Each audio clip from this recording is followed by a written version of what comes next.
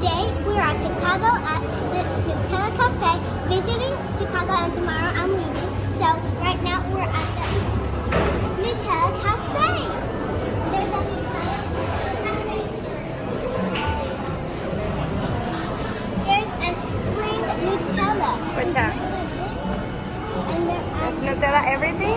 yes, there's a Nutella Cafe drink thing, mug, and more mugs, and some Nutella because it's called a Nutella Cafe. What are you gonna order? I'm gonna order strawberries and then dump it in the Nutella and then eat it.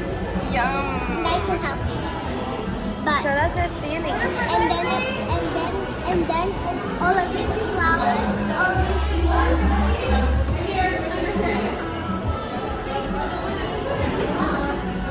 Fun fact about Chicago, July is the hottest month.